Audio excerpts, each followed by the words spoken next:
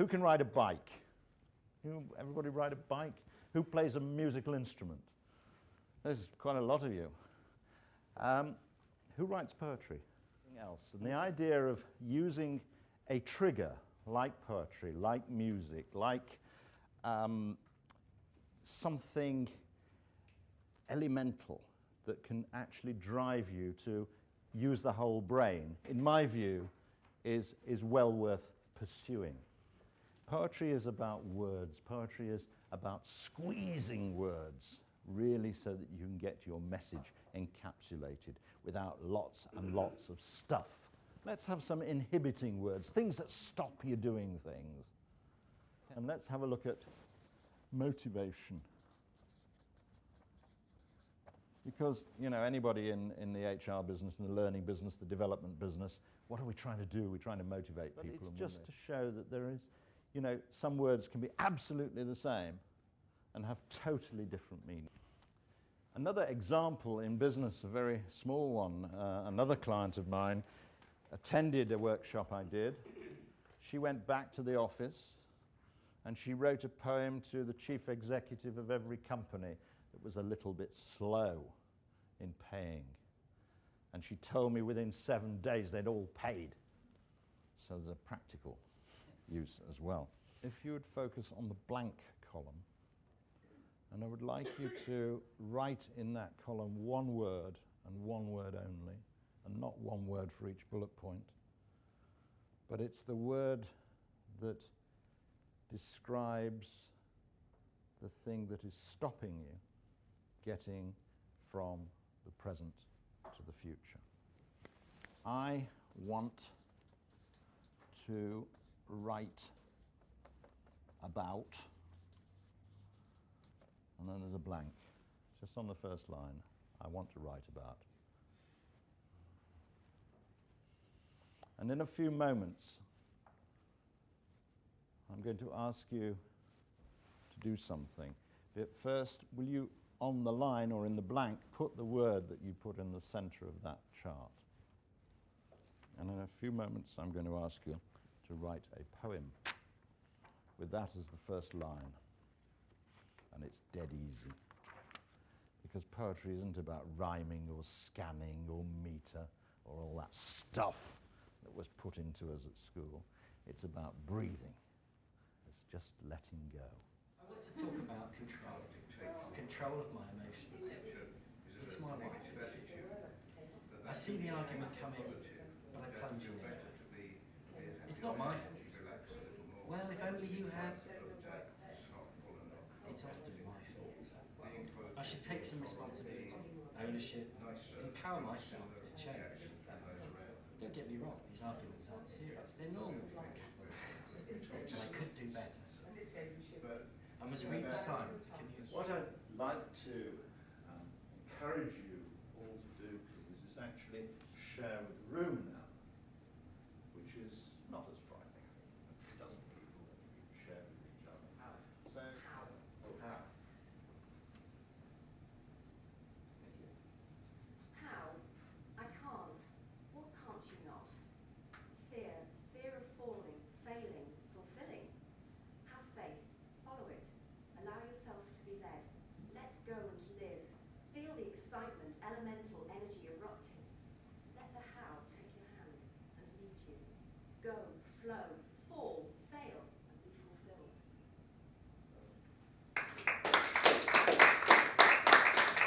Thank you all very much for playing full out. Shall we just quickly go around and have some thoughts? Dan, any sort of thoughts you might take away from this? I'm just amazed at how many people can write things with the passion that they've written, really, after such a short period of time of being introduced to the subject. Thank you. I think, from my point of view, this process is an excellent leveller with respect to business specifically.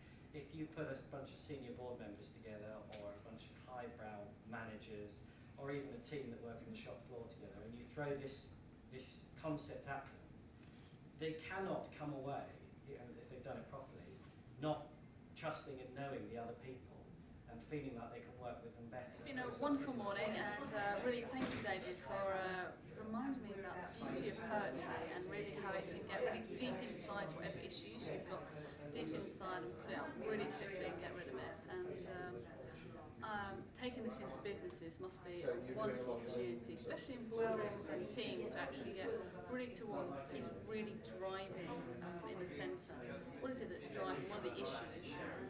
And yes, thank you very much for introducing me to poetry, and good luck in the boardrooms. Thank you. Wow, that was a fantastic session. I think what really resonated with me was how poetry could get you very quickly to a different perspective on a personal issue with yourself or with a potential business problem. David's presentation style was great. It mixed the creative and literary side of poetry, but also had a very structured approach, which meant it was quickly funneling you to a conclusion. So the benefit was seen very quickly. It wasn't airy-fairy, as you would expect with poetry.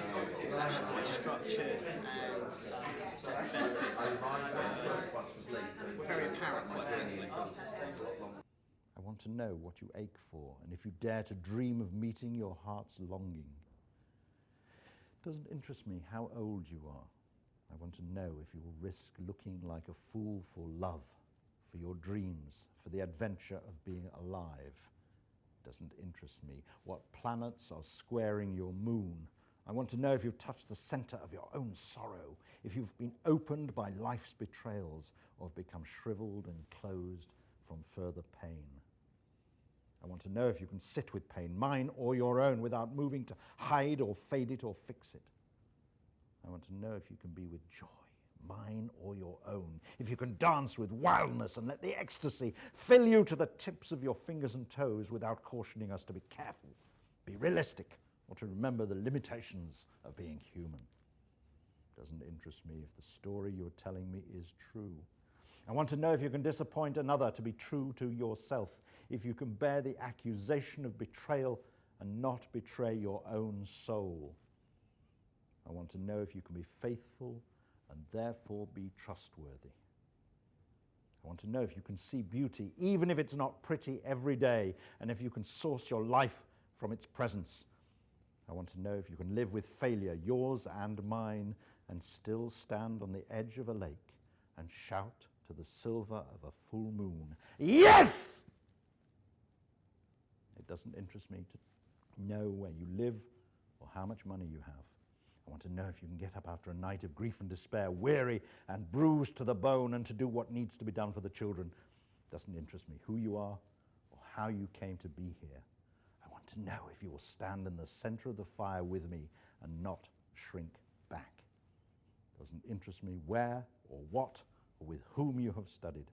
I want to know what sustains you from the inside when all else falls away.